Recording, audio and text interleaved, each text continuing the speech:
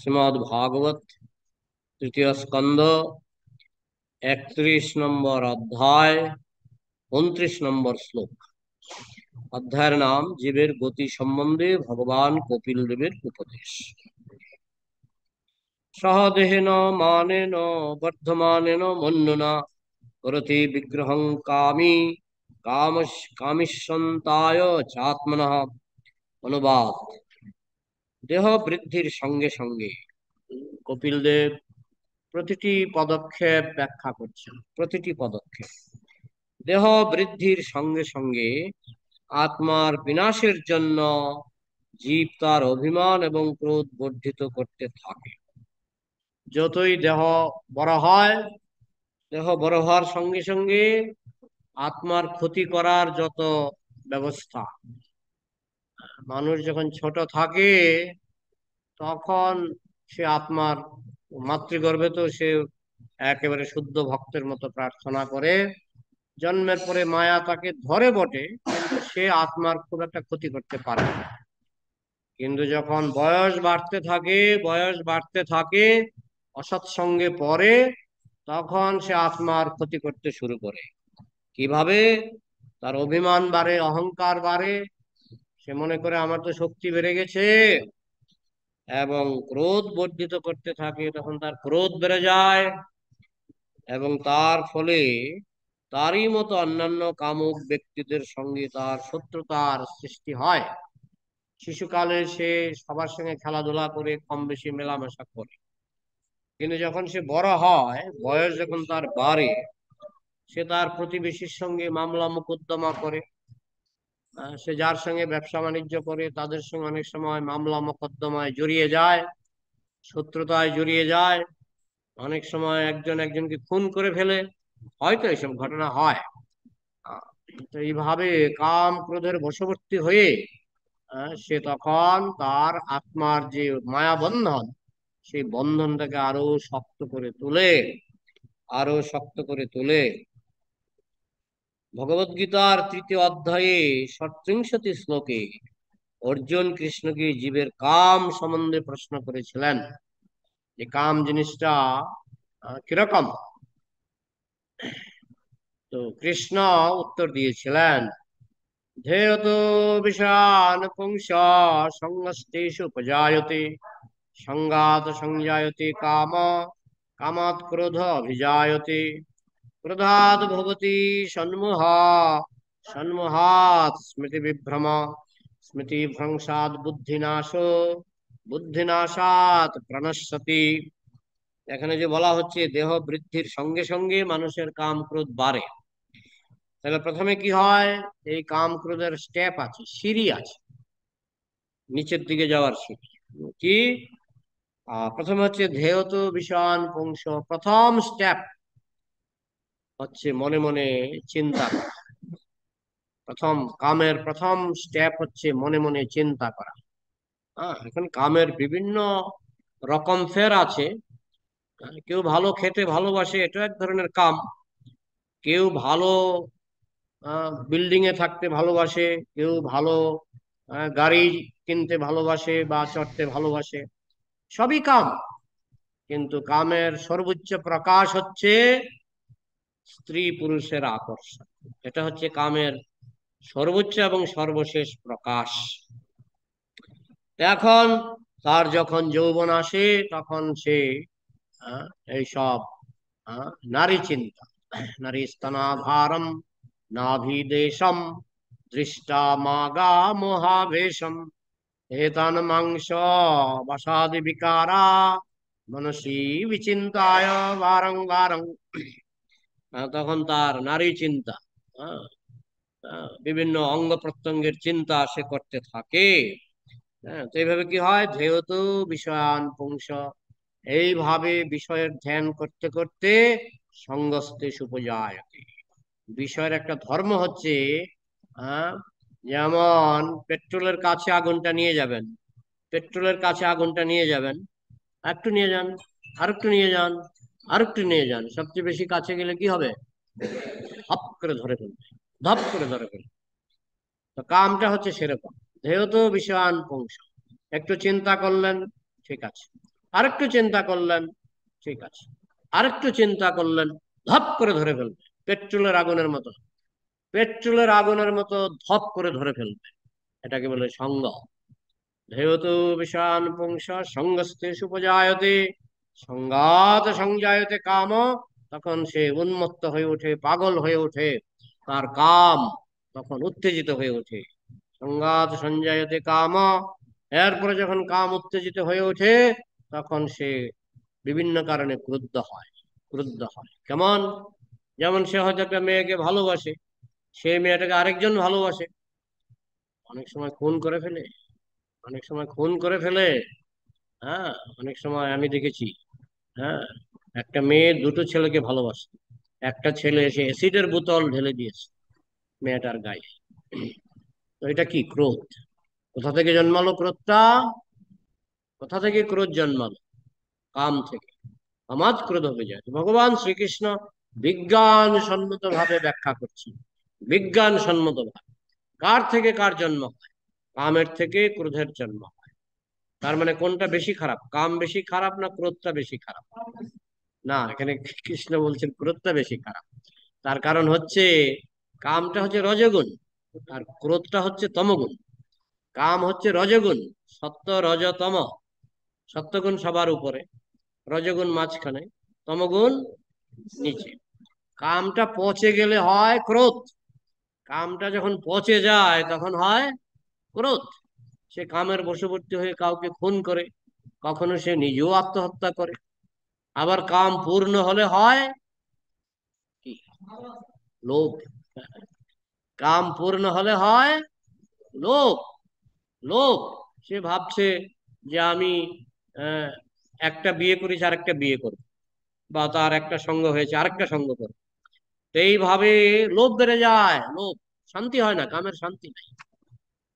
কামাত ক্রোধ বিজায়তে, বেশিরভাগ ক্ষেত্রে ক্রোধ, ঝগড়াঝাটি, মারামারি, এবং স্বামী স্ত্রীর মধ্যে ঝগড়াঝাটি। ঝগড়াঝাটি করতে করতে আজকাল হয় ডিভোর্স। মানে তোমাকে আমি, এক সময় বলতো তোমাকে ছাড়া আমি বাঁচবো না, তারপরে বিয়ের পরে ঝগড়াঝাটি করে করে বলে তুমি কালকে এখান থেকে বেরিয়ে যাও, আজকেই বেরিয়ে যাও, হয়ে যায় ডিভোর্স। এই কামাত ক্রোধ বিজায়তে ক্রোধাৎ ভবতি সন্মোহা, ক্রোধের ফলে তার মতিভ্রম হয়, সে কাউকে খুন করে। ক্রোধাৎ ভবতি সন্মোহ। সন্মোহ, হ্যাঁ, সন্মোহ মানে মতিভ্রম। সন্মোহ মানে মতিভ্রম। ক্রোধাৎ, ক্রোধ এসে গেলে মতিভ্রম হয়ে যায়। আমাদের বাড়ির পাশে একটা বাড়িতে একটা লোক, তখন টেলিভিশন আবিষ্কার হয়নি, আমি তখন বাচ্চা, একটা লোক রেডিও শুনছে। তো রেডিও শুনতে শুনতে তার ওয়াইফের সঙ্গে ঝগড়া করছে, বউয়ের সঙ্গে ঝগড়া করছে। হঠাৎ করে তার কি হলো, সে মাথা থেকে রেডিওটা একটা আছাড় মারলো। এগুলো আমাদের দেখা ঘটনা। রেডিওটা একেবারে চূর্ণ বিচূর্ণ হয়ে গেল। তাহলে কি থেকে হলো এটা? ক্রোধ থেকে। ক্রোধ থেকে। ক্রোধাৎ ভবতি সন্মোহ, মতিভ্রম হয়ে যায়। পরে সেই বলছে আর কি করলাম, আবার একটা গরিব মানুষ তো, আবার একটা রেডিও কিনতে হবে। তখনকার দিনে, এখনকার দিনে যেমন বিয়েতে দামি দামি জিনিস দেয়, টেলিভিশন ইত্যাদি দেয়, তখনকার দিনে দিত রেডিও। প্রভু জানে। রেডিও, সাইকেল, এখন দেয় মোটর সাইকেল, গাড়ি, আর তখনকার দিনে দিত সাইকেল। সাইকেল আর রেডিও। সাইকেল আর রেডিও, আমরা যখন বিয়ে খেতে যেতাম, আমরা দেখতাম একটা সাইকেল দাঁড় করানো আছে, রেডিও দেওয়া আছে। মানে বিশেষ করে গরিব ফ্যামিলিতে। আর ধনী ফ্যামিলিতেও টেলিভিশন দেবে কি করে? নেই তো, বাজারে টেলিভিশন তখনো আসেনি, তাই তাদের দাবি ছিল রেডিও। যাই হোক, তো ওই এত স্বাদের রেডিওটা সে আছাড় দিয়ে ভেঙে ফেললো। এই যে ভেঙে ফেললো, হ্যাঁ, এই লোকটার, আমি শিশুকালে, যেহেতু আমার বাড়ির পাশের বাড়ি, তা আমি মাঝে মধ্যে গিয়ে ওনার সঙ্গে কথাবার্তা বলতাম, গল্প করতাম। হ্যাঁ, তো একদিন আমাকে বলছে ভগবান নাই, ভগবান নাই। বললাম কেন? রাত্র 1টার সময় আমার বিড়ি খাওয়ার ইচ্ছা হয়েছিল। 1টার সময় বিড়ি খাওয়ার ইচ্ছা হয়েছিল, তখন আমি বাজারে গেলাম। তো গ্রামের বাজার তো, বন্ধ, সব দরজা বন্ধ। তো গিয়ে বলছে, দরজাতে ধাক্কাচ্ছে, কোনো দরজাতেই কেউ উত্তর দিল না। হ্যাঁ, তারপরে সে ভগবানকে দু হাত তুলে বলছে, হে ভগবান, একটা বিড়ি জোগাড় করে দাও, একটা বিড়ি জোগাড় করে দাও, হে ভগবান, একটা বিড়ি জোগাড় করে দাও। তখন কেউ আর বিড়ি জোগাড় করে দিল না।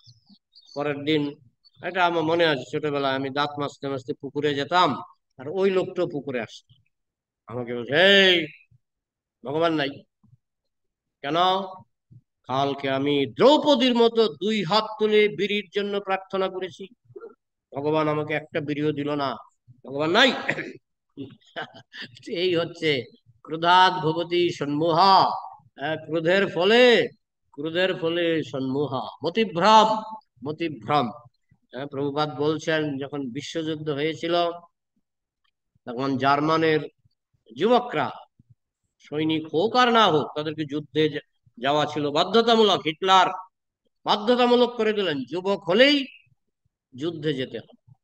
তো অনেকেই বিবাহিত ছিলেন, তো এই সমস্ত বিবাহিত সৈনিকের পত্নীরা তারা গির্জাতে গিয়ে, তারা খ্রিস্টান, গির্জাতে গিয়ে বলছে, হে যীশু খ্রিস্ট, আমার স্বামী যুদ্ধে যাচ্ছে, সে যেন যুদ্ধক্ষেত্র থেকে ফিরে আসতে পারে, মানে যুদ্ধের পরে সে যেন জীবিত ফিরে আসতে পারে। তো যুদ্ধ হলো, যুদ্ধে ম্যাক্সিমাম সৈনিক মারা গেল। তারপরে জার্মানিতে একটা সার্ভে হয়েছিল, মানে সমীক্ষা, দেখা গেছে জার্মানির অধিকাংশ মহিলা, বিবাহিত মহিলা, বিধবা, নাস্তিক হয়ে গেছে। তো তাদেরকে জিজ্ঞেস করা হয়েছিল, আপনারা নাস্তিক হলেন কেন?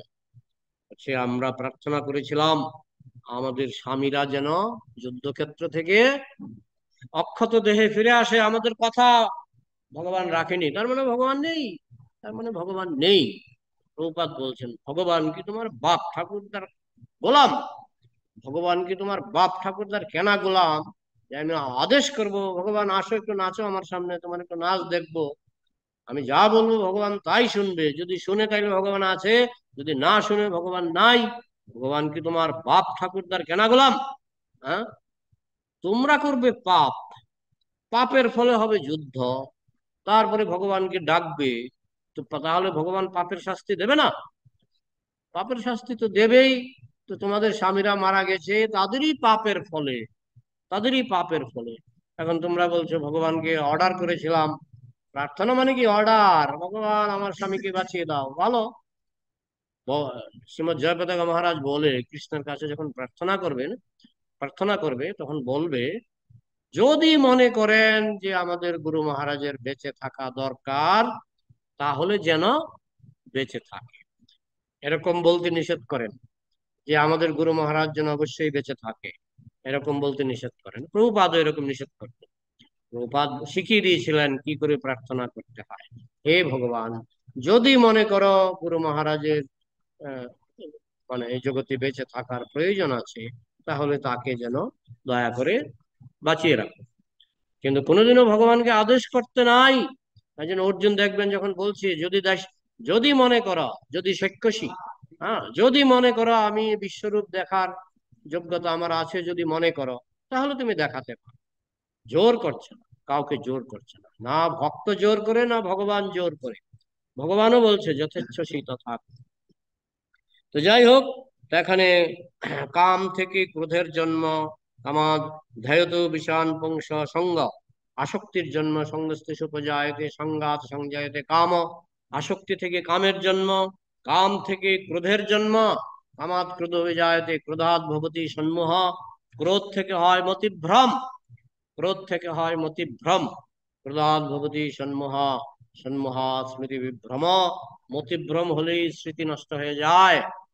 তখন সে তার গীতার শ্লোক হয়তো দু একটা মুখস্থ ছিল, ভালো ভালো উপদেশ দু একটা মুখস্থ ছিল, গুরু বাক্য দু একটা মনে ছিল, যেই তার মতিভ্রম হয়ে যায়, সব একেবারে নদীর ধাক্কার মতো।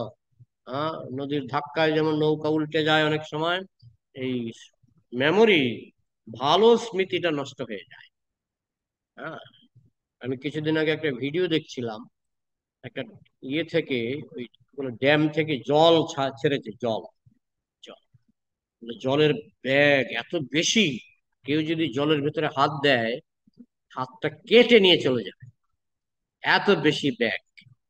তো তখন আমার মনে হয়েছিল যে আমাদের শাস্ত্রে বলা হয়েছে জগতের সবচেয়ে বেশি শক্তিশালী হচ্ছে, শক্তিশালী শত্রু হচ্ছে কাম। হ্যাঁ, তো এই জলের ব্যাগ যদি এমন হয় যে আপনি হাত দিলেন, আপনার হাত কেটে নিয়ে উড়িয়ে চলে যাবে, ঠিক তেমনি কাম এষ ক্রোধ এষ রজগুণ সমুদ্ভব মহাশনো মহাপাপ্মা বিদ্যেন মিহ বৈরিণম। এই সংসারে সবচেয়ে মহাশত্রু হচ্ছে কাম। মহাশ মহাপাপ্মা, সবচেয়ে বড় পাপ হচ্ছে কাম। অন্যান্য পাপগুলি ছোট পাপ। এই জন্য মহা শব্দটা কোথায় ব্যবহার করা? মহাশত্রু মানে মহা, মহাপাপ। মহাশনো মানে মহাশত্রু। কামকে বলা হয়েছে মহাশত্রু, কামকে বলা হয়েছে মহাপাপ। আর এত শক্তি, ওই যে আমি জলের দৃষ্টান্ত দিলাম, যে জলের ভিতরে হাত দিলে আপনার হাত উড়িয়ে নিয়ে চলে যাবে। এখানে কৃষ্ণ বলছেন তোমার মেমোরি, তোমার স্মৃতিশক্তি, শাস্ত্র চিন্তা, কৃষ্ণ চিন্তা এক ধাক্কায় উড়িয়ে নিয়ে চলে যাবে। তখন আপনি বলতে পারেন তাহলে আমার কি দোষ? না, তোমার দোষটা এখানে না, তোমার দোষটা তারও আগে। যখন থেকে চিন্তা আসে মনের মধ্যে, সেখান থেকে পাপের শুরু।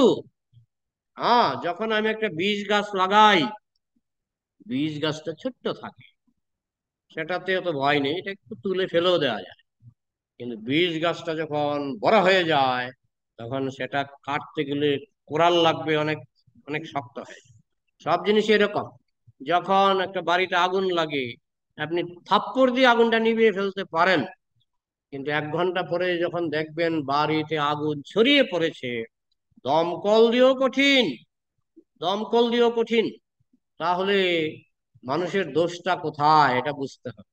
মানুষের দোষটা হলো, আপনি দেখছেন যেখানে কাপড়ে একটু আগুন লেগেছে, থাপ্পড় দিয়ে নিভিয়ে দিন।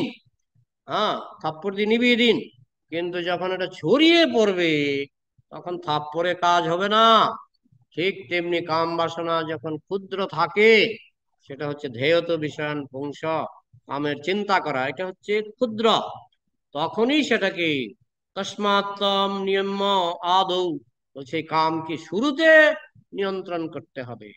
কাম যখন বড় হয়ে যাবে তখন নিয়ন্ত্রণ করা সম্ভব নয়। হ্যাঁ, কাম যখন বৃহৎ আকার ধারণ করবে তখন তাকে নিয়ন্ত্রণ করা সম্ভব নয়। কামকে নিয়ন্ত্রণ করতে হবে যখন সে ক্ষুদ্র ছিল।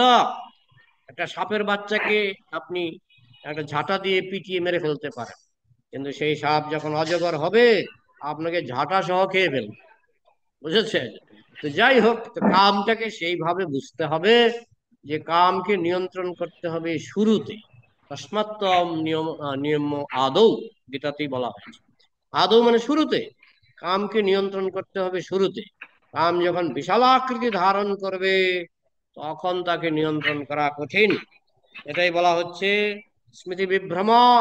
সমস্ত শাস্ত্র গুলিয়ে যাবে, সমস্ত শাস্ত্র গুলিয়ে যাবে।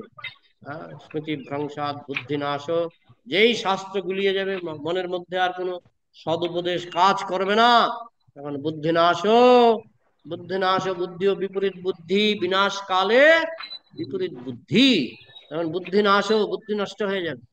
বুদ্ধিনাশাৎ প্রণশ্যতি, বুদ্ধি নাশের পরে তা সে ধ্বংস হবে। ধ্বংস হবে মানে সে কোটি কোটি জন্ম ধরে আবার ঘুরপাক খাবে, 84 লক্ষ জনি ভ্রমণ করবে, অসুর কুলে জন্মগ্রহণ করবে। তানহম দিশত অক্রূরান সংসারেষু নরাধমান ক্ষিপামি অজস্রম শুভান আসুরেশ্বব যোনিষু আসুরিং জনিমাপন্না মূঢ়াং জন্মনি জন্মনি মাম অপ্রাপ্যৈব কন্তয়া তত জানতি অধমাঙ্গতিম। এইভাবে জীব পাপের খপ্পরে পড়ে সে অসুরজনী প্রাপ্ত হয়, এবং জন্ম জন্ম ধরে অসুরজনী পেতে পেতে সে আমাকে ভুলে যায়, এবং সে আমাকে পরিত্যাগ করে সে তত জাতি অধমাঙ্গতি, সে অধম গতি লাভ করে। সে যে কোথায় তলিয়ে যায় তার কোনো আর হিসাব থাকে না, তলিয়ে যায়। এই হচ্ছে কাম, ক্রোধ, লোভ, মোহ, মদ, মাৎসর্য। ক্রোধাৎ ভবতি সন্মোহ, সন্মোহ স্মৃতি বিভ্রম, স্মৃতি ভ্রংসাৎ বুদ্ধিনাশ, বুদ্ধিনাশাৎ প্রণশ্যতি। এটাই এখানে কপিলদেব ব্যাখ্যা করছেন যে বয়স বাড়ার সঙ্গে সঙ্গে কাম বাড়তে থাকে, ক্রোধ বাড়তে থাকে। হ্যাঁ, বয়স বাড়ার পর, বয়স বাড়তে বাড়তে মানুষ বৃদ্ধ হয়।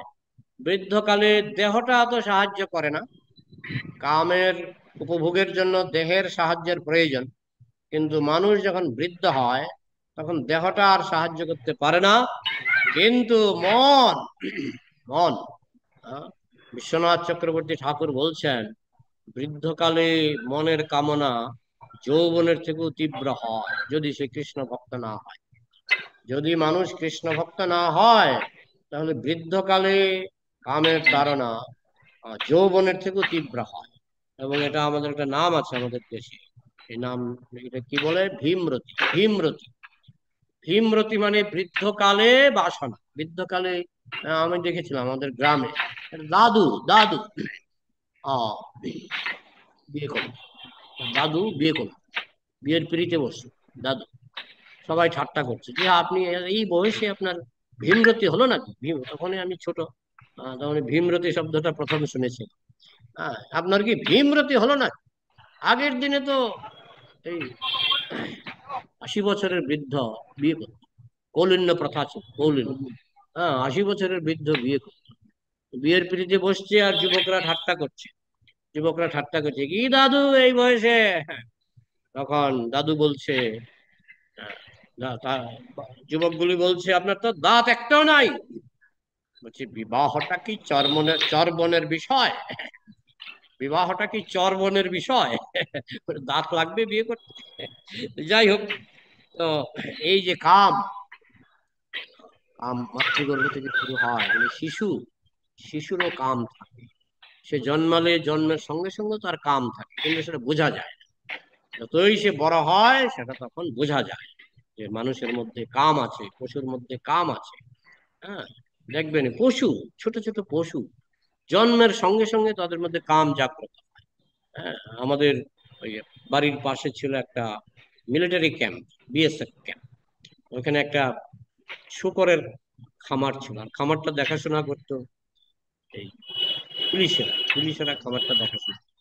আমি দেখতাম ছোট ছোট শূকরের বাচ্চা, ছোট ছোট, হয়তো কয়েক মাস হয়েছে জন্মেছে। হ্যাঁ, লাফ দিয়ে উঠে উঠে তারা কাম উপভোগ করার চেষ্টা করে। তার মানে কি, এই কাম জিনিসটা শিশুকাল থেকে থাকে, পশুর মধ্যেও থাকে, মানুষের মধ্যেও থাকে। মানুষ যত বড় হবে থাকবে, আবার বৃদ্ধ বয়সও থাকবে। বৃদ্ধ বয়সও থাকবে, সেটা সম্রাট আকবর সেটা বিশ্বাস করতেন না। হ্যাঁ, সম্রাট আকবরের একজন বিদূষক ছিলেন বীরবল। বীরবল, হ্যাঁ, তো সম্রাট আকবর বীরবলকে জিজ্ঞেস করছেন যে কাম কতদিন পর্যন্ত থাকে। তখন সম্রাট আকবর বলছে, বীরবল বলছে এটা মৃত্যু পর্যন্ত থাকে, মৃত্যু পর্যন্ত থাকে। আর আমাদের শাস্ত্রে বলে এটা মৃত্যুর পরেও চলতে থাকে। তো মৃত্যু পর্যন্ত থাকে এটা সম্রাট আকবর বিশ্বাস করেন। তখন বীরবল বললেন ঠিক আছে, আমি প্রমাণ করে দেব। তখন একজন মন্ত্রী, আকবরের মন্ত্রী, মৃত্যু শয্যায় শায়িত। তখন বীরবল আকবরকে বললেন, চলুন ওই মন্ত্রীকে দেখে আসি, তিনি মৃত্যু শয্যায় শায়িত। ঠিক আছে চলুন, আপনার কন্যাকে নিয়ে চলুন। তখন আকবর বুঝতে পেরেছেন কিছু একটা এখানে, বীরবল কিছু একটা এখানে আমাকে বলবে, নাহলে কন্যার কথা কেন। তো আকবরের সুন্দরী কন্যাকে সাজিয়ে টাজিয়ে নিয়ে চললেন। মন্ত্রীর ঘরে যখন ঢুকলেন, ওই মৃত্যু শয্যায় শায়িত ব্যক্তি আকবরকে একটু শুয়ে শুয়ে একটু সম্মান করলেন। আর 5 মিনিট যেতে না যেতেই, 2 মিনিট যেতে না যেতেই আকবরের কন্যার দিকে তার চোখ। তখন বীরবল আকবরকে জিজ্ঞেস করলেন, কিছু বুঝতে পারছেন? হ্যাঁ, বুঝতে পারছি। মানে কি বুঝতে পারলো? যে না, উনি মারা যাবে, মারা যাবে। হ্যাঁ, কিন্তু তার মারা যাওয়ার চিন্তা নাই, মারা যাওয়ার চিন্তা নাই। সে 2 মিনিট পরে পরে আকবরের যুবতী কন্যার দিকে চোখ ফেরাচ্ছে। হ্যাঁ, তো বোঝা গেল যে হ্যাঁ, মৃত্যুর সময়ও কাম থাকে। এই জন্যই কৃষ্ণ বলেছেন, শোনো মহাপাপমা, এই সংসারের সবচেয়ে বড় পাপ হচ্ছে কাম, এবং সবচেয়ে বড় শত্রু হচ্ছে কাম। তো বলতে পারেন, কাম না থাকলে তো প্রভুপাদের জন্ম হতো না, কাম না থাকলে তো ভক্তি সিদ্ধান্ত সরস্বতী ঠাকুরের জন্ম হতো না। দেখুন, একই জিনিস, পরমাণু, পরমাণু দিয়ে বোমা নিক্ষেপ করে আহ ইয়ে, জাপানের নাগাসাকু এবং হিরোশিমা একেবারে এমন ভাবে জ্বালিয়ে দেওয়া হয়েছে, আজও সেখানে বিকলাঙ্গ জন্মায়, আজও সেখানে বিকলাঙ্গ জন্মায়। আবার সেই একই পরমাণু দিয়ে ভারতবর্ষে বহু জায়গায় পরমাণু চুল্লি আছে, সেখান থেকে কারেন্ট উৎপাদন হয়। সেই কারেন্টে এরকম আমরা কত উপকার পাই। একই পরমাণু দিয়ে মানুষ উপকার পায়, একই পরমাণু সারা পৃথিবীকে ধ্বংস করে ফেলতে পারে। কিন্তু কামটা হচ্ছে সেরকম, আপনি যদি সৎভাবে, এই জন্য কৃষ্ণ বলেছেন ধর্ম বিরুদ্ধ ভূতেষু কামস্মি ভরতর সভা, যদি ধর্মসম্মত ভাবে জীবনযাপন করো তাহলে কাম ভালো, আর যদি অধর্মসম্মত ভাবে জীবনযাপন করো কাম হচ্ছে সেই পরমাণু বোমার মতো, তোমাকে ধ্বংস করে দেবে, জগৎকে ধ্বংস করে দেবে। হ্যাঁ, একই কাম ভালো, একই কাম মন্দ। কাম যখন ধর্মপথে নিয়োজিত হয় কাম ভালো, হ্যাঁ, আবার কাম যখন অধর্ম পথে নিয়োজিত হয়, কামের মতো মহাশত্রু আর কেউ নাই। জীবের কাম সম্বন্ধে অর্জুন প্রশ্ন করেছিলেন।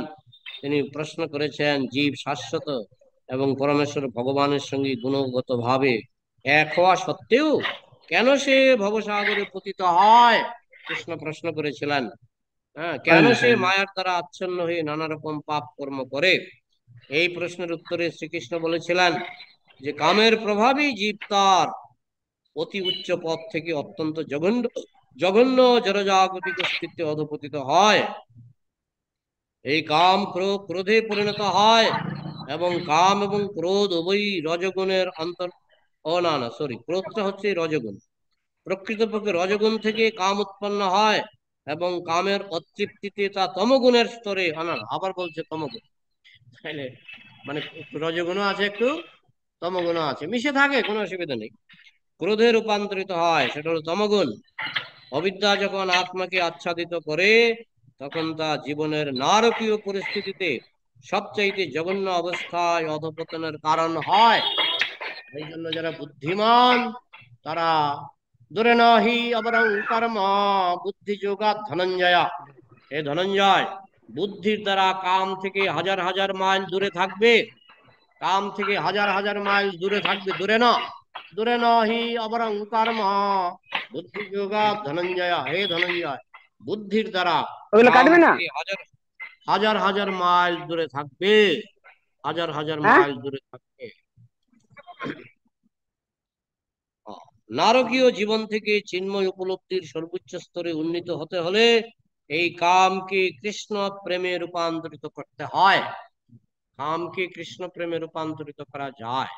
পরমাণু বোমা দিয়ে যেমন দেশ ধ্বংস করা যায়, পরমাণু বোমা থেকেই আবার কারেন্ট তৈরি করা যায়, সেই কারেন্ট দিয়ে দেশের উন্নতি করা যায়। পরমাণু বোমা দিয়ে দেশের ধ্বংস করা যায়, আবার দেশের উন্নতি করা যায়। ঠিক তেমনি এই কাম ক্রোধ লোভ মোহ মদ মাৎসর্য, এই জিনিসগুলিকে কৃষ্ণমুখী যখন করে দেবেন তখন আপনার সব উন্নতি হবে। কাম ও কৃষ্ণ কর্মার্পণে, নরোত্তম দাস ঠাকুর, কাম ও কৃষ্ণ কর্মার্পণে ক্রোধ ভক্ত দেশী জনে, লোভ সাধু সঙ্গে হরি কথা, মোহ ইষ্ট লাভ বিনে, মোহ ইষ্ট লাভ বিনে, তারপরে কি, কাম ক্রোধ লোভ মোহ মদ, মদ কৃষ্ণ গুণগানে নিযুক্ত করিব যথা তথা। কামকে কি করে প্রেমে রূপান্তরিত করা যায়, কামকে কি করে প্রেমে রূপান্তরিত করা যায়, কাম ও কৃষ্ণ কর্মার্পণে, কৃষ্ণের জন্য কামনা করতে হবে। কামনাতে দোষ নেই যদি কৃষ্ণের জন্য কামনা করা হয়। কাম ও কৃষ্ণ কর্মার্পণে, যেমন গোপীরা তারা কৃষ্ণকে স্বামী রূপে কামনা করেছিলেন, সেই কামে কোনো দোষ নেই। কাম ও কৃষ্ণ কর্মার্পণে ক্রোধ ভক্ত দেশী জনে, ক্রোধ হনুমান ভক্ত বিদ্বেষী রাবণকে, রাম বিদ্বেষী রাবণকে একেবারে শিক্ষা দিলেন, আগুন দিয়ে লঙ্কা জ্বালিয়ে ফেললেন। তাহলে ক্রোধে দোষ নেই যদি ক্রোধটা কৃষ্ণের জন্য ব্যবহার করা হয়। প্রভুপাদের সামনে কেউ যদি কৃষ্ণ নিন্দা করতেন, আমি একটা বইয়ে পড়ছিলাম, প্রভুপাদের গাল কাঁপত, ঠোঁট কাঁপত। কেন? ক্রোধে, ক্রোধে। প্রভুপাদের সামনে যদি কেউ কৃষ্ণ নিন্দা বৈষ্ণব নিন্দা করতো, প্রভুপাদের ঠোঁট কাঁপতো, কথা বলতে পারতেন না, ঠোঁট কাঁপতো ক্রোধে। মানে ক্রোধ ভালো, ক্রোধ ভালো যদি কৃষ্ণের জন্য হয়, যদি বৈষ্ণবের জন্য হয় ক্রোধ ভালো। নিজের জন্য ক্রোধ ভালো নয়, নিজের স্বার্থে ক্রোধ ভালো নয়, কিন্তু বৈষ্ণবের জন্য, কৃষ্ণের জন্য ক্রোধ থাকা ভালো। যেমন হনুমানের ক্রোধ হয়েছিল যখন রাবণ যখন সীতা হরণ করলেন, হনুমানের ক্রোধ হয়েছিল, সেই ক্রোধ ভালো। ঠিক তেমনি অর্জুনের ক্রোধ হয়েছিল যখন তিনি গীতা শুনলেন, কৃষ্ণ বলেন এবার তুমি যুদ্ধ করো, তখন অর্জুনের ক্রোধ হয়ে গেল, ঠিক আছে আমি এদেরকে মেরে চুরমার করে দেবো, ধ্বংস করে দেবো। ক্রোধ ভালো যদি কৃষ্ণের জন্য হয়। কাম কৃষ্ণ কর্মার্পণে ক্রোধ ভক্তদ্বেষী জনে। লোভ সাধু সঙ্গে হরিকথা, লোভ ভালো যদি সাধু সঙ্গে হরিকথার লোভ হয়। যদি সাধু সঙ্গে হরিকথার লোভ হয় তাহলে সেই লোভটা ভালো। লোভ সাধু সঙ্গে হরিকথা, আহ, কাম ক্রোধ লোভ মোহ, মোহ ইষ্ট লাভ বিনে কৃষ্ণ ছাড়া আমি বাঁচবো না। হ্যাঁ, এই রকমের যে ধারণা, এটাকে বলা হয় মোহ। সেই মোহটা ভালো। মোহ ইষ্ট লাভ বিনে কাম ক্রোধ লোভ মোহ, মদ ইষ্ট গুণগানে, কৃষ্ণের গুণকীর্তনে একটু পাগলের মতো হতে হবে। হ্যাঁ, মদ ইষ্ট গুণগানে, কাম ক্রোধ লোভ মোহ মদ মাৎসর্য। মাৎসর্যের কথা এখানে বলা হয়নি, কারণ মাৎসর্য জড়জগতে কৃষ্ণ সেবায় লাগানো যায় না। হ্যাঁ, মাৎসর্য কৃষ্ণ সেবায় লাগানো যায় গোলকে। চন্দ্রাবলী আর রাধারানী একজন একজনকে দেখতে পারেন না। হ্যাঁ, আমাদের এই জগতেও আমাদের রঘুনাথ দাস গোস্বামী, তিনি ছিলেন রাধারানীর গণ। তিনি প্রতিদিন 1 কাপ মাঠা খেতেন, তাও অনেক সময় 2 দিন পর পর 1 কাপ মাঠা, সারাদিন কিছু খেতেন না। তো তাকে যে মাঠা দিতেন যে সেবক, একটা ছোট্ট শালপাতার কাপে করে মাঠা দিতেন। তো তিনি তৃপ্তি সহকারে 1 কাপ মাঠা খেয়ে বলতেন, ঠিক আছে হয়ে গেছে। তো ভক্তরা শিখিয়ে দিলেন, এই ছোট কাপ কেন, বড় কাপ বানাও, বড় কাপে মাঠা দাও।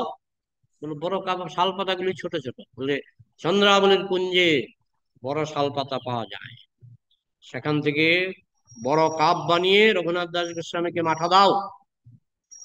তারপরে সেই সেবক চন্দ্রাবলীর কুঞ্জ থেকে বড় বড় শালপাতা নিয়ে আসলেন, বড় বড় কাপ বানিয়ে 1 কাপ মাঠা রঘুনাথ দাস গোস্বামীকে দিলেন। রঘুনাথ দাস গোস্বামী তো কাপ দেখে বুঝে গেছেন, প্রতিদিন কাপগুলি ছোট ছোট, আজকের এই কাপটা বড় কেন, এই শালপাতা কোথায় পেয়েছ? সেবক বলছে সরল মনে, যে শালপাতা পেয়েছি আমি চন্দ্রাবলীর কুঞ্জে। আহ, চন্দ্রাবলীর কুঞ্জে! ফেলে দিলেন মাথা, খেলেন না। কারণ রাধারানীর গণ আর চন্দ্রাবলীর গণ, তাদের মধ্যে সবসময় একটা রেশারেশি, রেশারাশি। রাধারানীর অনুগামীরা চন্দ্রাবলীর অনুগামীকে দেখতে পারেন না, চন্দ্রাবলীর অনুগামীরা রাধারানীর অনুগামীকে দেখতে পারেন না। যদিও উভয়েরই লক্ষ্য হচ্ছে কৃষ্ণের সন্তুষ্টি বিধান, কিন্তু একজন একজনকে দেখতে পারেন। এমন বিদ্বেষ যে শাল পাতা পর্যন্ত ফেলে দিলেন, যেহেতু এই শাল পাতাটা চন্দ্রাবলীর কুঞ্জ থেকে আনা হয়েছিল। তো এটা একমাত্র গোলকের স্তরে সম্ভব। রঘুনাথ দাস গোস্বামী গোলকের স্তরে ছিলেন, তাই তিনি মাৎসর্যকে পর্যন্ত কৃষ্ণ সেবায় লাগাতে পেরেছিলেন। কিন্তু নরোত্তম দাস গোস্বামী কাম ক্রোধ লোভ মোহ পর্যন্ত কিভাবে কৃষ্ণ সেবায় লাগানো যায় সেটা বলেছেন। মাৎসর্যকে কি করে কৃষ্ণ সেবায় লাগানো যায় সেটা বলেননি, সেটা গোলকে সম্ভব। তো যাই হোক, এইভাবে সবকিছুকেই কৃষ্ণ সেবায় লাগানো সম্ভব। বৈষ্ণব সম্প্রদায়ের একজন মহান আচার্য ছিল নরোত্তম দাস ঠাকুর বলেছেন, কাম ও কৃষ্ণ কর্মার্পণে, কামের বশবর্তী হয়ে আমরা আমাদের ইন্দ্রিয় তৃপ্তি সাধনের জন্য কত কিছু চাই, কিন্তু সেই কামকে বিশুদ্ধ করা যায় যাতে আমরা পরমেশ্বর ভগবান শ্রীকৃষ্ণের সন্তুষ্টি বিধানের জন্য সবকিছু আকাঙ্ক্ষা করি। নাস্তিক বা ভগবত বিদ্বেষী ব্যক্তিদের উদ্দেশ্যে ক্রোধকেও ব্যবহার করা যায়। আমরা যেহেতু আমাদের কাম এবং ক্রোধের জন্য এই সংসারে পতিত হয়েছি, সেই দুটো গুণকে কৃষ্ণ ভক্তির পথে অগ্রসর হওয়ার উদ্দেশ্যে ব্যবহার করা যায়। পুনরায় আমাদের শুদ্ধ চিন্ময় স্তরে আমরা উন্নীত হতে পারি। তাই শ্রী রূপ গোস্বামী উপদেশ দিয়েছেন, যেহেতু এই জড়জগতে আমাদের ইন্দ্রিয় তৃপ্তির জন্য অনেক বস্তু রয়েছে এবং দেহ ধারণের জন্য যেগুলির প্রয়োজন, তাই আমাদের কর্তব্য অনাসক্ত ভাবে সেইগুলি শ্রীকৃষ্ণের ইন্দ্রিয় তৃপ্তি সাধনের উদ্দেশ্যে ব্যবহার করা, এবং প্রসাদ রূপে আমরা কৃষ্ণ প্রসাদ গ্রহণ করতে পারি। এটি হচ্ছে আসল বৈরাগ্য। এবার আপনাদের কোনো প্রশ্ন বা মন্তব্য যদি থাকে আলোচনা করা যায়। আজকে 13 জন যোগদান করেছো অনলাইনে। তোমাদের প্রশ্ন থাকলে আনমিউট করো, প্রশ্ন করো। আপনাদের যদি কোনো প্রশ্ন থাকে আলোচনা করা যায়। হরে কৃষ্ণ প্রভু, দণ্ডক প্রণাম। ধন্যবাদ। দেবব্রত না, দেবব্রত হ্যাঁ প্রভু, হরে কৃষ্ণ। বলো। বলছি প্রভু, এই জড় জগতে আমরা থেকে আর কি মোহমায়া সংসারে কাম ভাবকে আমরা কিভাবে কৃষ্ণমুখী করব?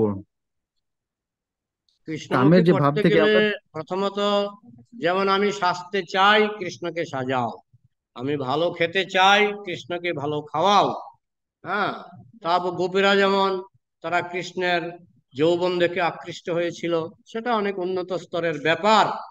কিন্তু প্রথম অবস্থায় আমরা যেন কৃষ্ণের রূপে আকৃষ্ট হই, এবং আমাদের যা কিছু ভোগ করার ইচ্ছা, সেগুলো যেন আমরা কৃষ্ণকে নিবেদন করি। বোঝা গেল? আচ্ছা, হুম। এটা কি রুচিটা কিভাবে বাড়বে মানে? রুচি তো, প্রথমে যখন কেউ মদ খায়, 1 কাপ খায়, তার কোনো নেশা হয় না। দ্বিতীয় দিন আরেক কাপ খায়, নেশা হয় না। তৃতীয় দিন তার আরেক কাপ খায় বা 2 কাপ খায়, তার একটু হয়তো ভালো লাগে, নেশা হয়। চতুর্থ দিন আরেক কাপ খায়। এরকম 3 বছর পরে দেখা যাবে মদ ছাড়া তার চলেই না। তো তার এক সময় মদ ভালো লাগতো না, কিন্তু খেতে খেতে মদ ছাড়া তার চলেই না। যে স্কুলে যায়, প্রথম দিকে যেতে চায় না। হ্যাঁ, নার্সারিতে বা ক্লাস 1-এ সে যেতে চায় না, কিন্তু ক্লাস 8-এ উঠলে সে দৌড়ায়, না আমি আজকে স্কুলে যাবই। তো কি করে রুচিটা বাড়লো? রুচিটা বাড়লো কি করে? যেতে যেতে অভ্যাস। হ্যাঁ, ঠিক ঠিক সেরকম অনুশীলন করতে করতে কৃষ্ণ ভক্তির রুচি বাড়বে। অনুশীলন করতে করতে কৃষ্ণ ভক্তির রুচি বাড়বে। আবার ঠিক আছে কে বাবু, হরে প্রশ্ন কৃষ্ণ। হরে কৃষ্ণ। আর প্রশ্ন? ঐশ্বরিয়া, রেবতী, দেবীদাসী, প্রশ্ন করা। আর কারো প্রশ্ন নেই? হরে কৃষ্ণ প্রভু। হরে হরে কৃষ্ণ। কে কৃষ্ণ বলছ? প্রভু। সুপ্রিয়া। সুপ্রি। হ্যাঁ। হ্যাঁ, বলো। কৃষ্ণ কৃষ্ণ প্রসাদের মধ্যে দিয়ে কি কৃষ্ণ প্রেম লাভ করা যাবে, যদি কেউ হ্যাঁ, অভক্ত শুধু থাকে? প্রসাদ খেয়ে গোলকে চলে যেতে পারবে। যারা 4টা নিয়ম পালন করে, 16 মালা জপ করে, শুধু প্রসাদ খেয়ে কৃষ্ণ লোকে চলে যেতে পারবে। ঠিক আছে? হ্যাঁ। আর কোনো প্রশ্ন?